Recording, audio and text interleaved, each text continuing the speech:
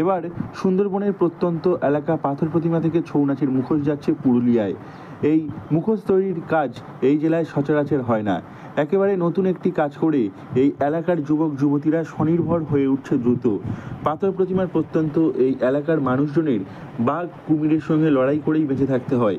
পরিবারের বড়রা মাছ ধরা মধু সংগ্রহের কাজ করে, তাদের সঙ্গে যায় পরিবারের ছোটরাও।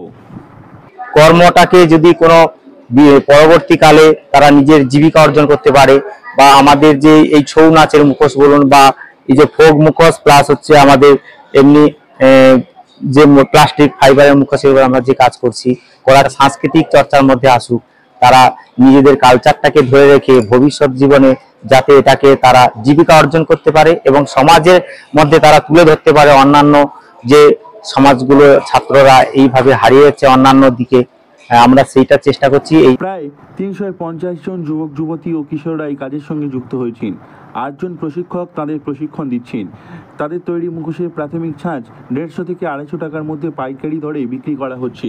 এরপর সেগুলি চলে যাচ্ছে পুরুলিয়াতে, সেখানে সেই মুখোশের উপর কারুকার্য করে ছৌ নাচের মুখোশ তৈরি করা হচ্ছে। এ নিয়ে প্রশিক্ষক রামকৃষ্ণ মণ্ডল জানিয়েছেন, ছৌ নাচের মুখোশ সহ আরও একাধিক মুখোশ তৈরি করছেন তাদের ছাত্রছাত্রীরা।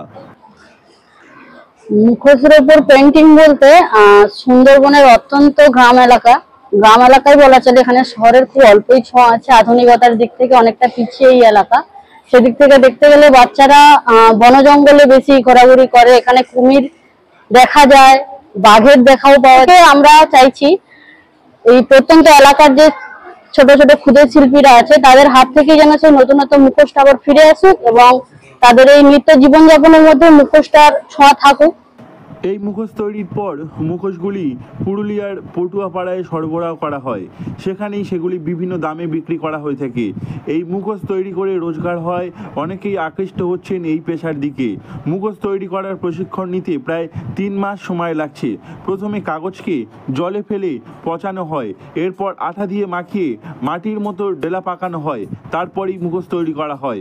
ছাত্রছাত্রীরা প্রশিক্ষণ নেওয়ার পর নিজেরাই এগুলি তৈরি করছে, ফলে আর জঙ্গলে যেতে হচ্ছে না তাদের।